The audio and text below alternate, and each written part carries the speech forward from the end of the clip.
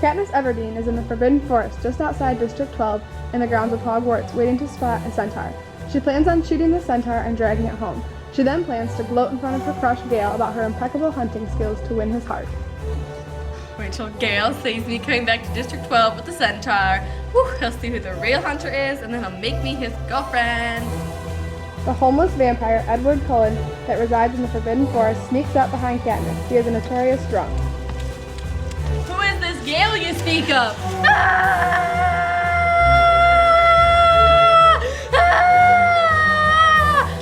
Who are you? Why are you sparkling? Oh, you know who I am, Katniss. Say it. Say it. Say it. Say it. Out loud. A flamboyant peacekeeper? Almost, but no. I'll give you 3 clues. Okay. 1. Ice cold and pale and sparkle. Clue number 2. I don't sleep ever. A vitamin D deprived insomniac, rugby? In the distance, someone yells, "Abracadabra!" And Edward falls to the ground dead. Katniss could care less, and she skips back to District 12 to tell Gale all about the drunken drag queen. Harry Potter is sitting in a corridor crying. Hermione approaches him. What is wrong, Harry? You're the chosen one, you know? You should be happy and stuff.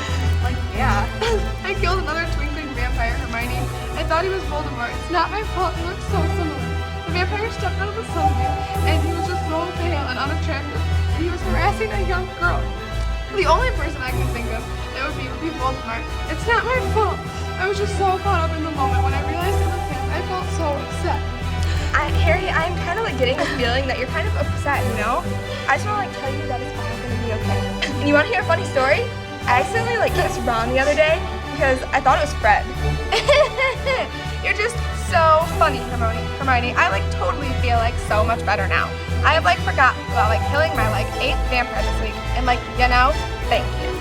You're welcome, Harry. I'm so happy I can help you forget about your problems. Swan runs in to see Voldemort, who looks much like her beloved Edward. She is very frazzled because she hasn't been able to find Edward, and she heard a rumor that he was killed by some freak in the woods. She throws her arms around Voldemort, thinking he is actually Edward. Oh, Edward! Where have you been? I've been looking for you everywhere. I couldn't eat or sleep without you. Get your hands off me, you filthy muggle. What do you think you're doing? Bella is deeply hurt by the fact that her Edward doesn't even recognize her, and that he called her a new name, even though she doesn't understand what a muggle is. But Ed's looking for you everywhere. Does he recognize me? Can't you smell my delicious? Oh, I don't want to smell you. I want to take over the world and rid it of people like you. But that's why you're going to turn me into a vampire so you can get married. Remember how you played this promise, dear? I'm going to be with you all the time. Voldemort is offended by the suggestion that he could ever be Sparkle. He becomes so upset that he loses his cool. I do not sparkle, ever.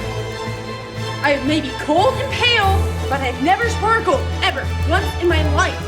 You must be mistaken. Besides, I would never go to prom with you. You're not my type. Bella is so upset by Voldemort's comment that she begins to cry. She falls to her knees sobbing. I hate you. First you leave me in the woods where I laid and cried in the dirt, and your brother almost ate me, and some crazy redheaded tramp tried to kill me because you killed her boyfriend. And then you leave me without telling me where you're going, and when I find you, you're rude to me. What more do you want from me, Edward? I thought I made you happy. A redheaded tramp? I didn't know you knew Ginny Weasley. How is she? You know, I almost killed her once so I could come back to life. It didn't work out so well. Bella stomps off upset.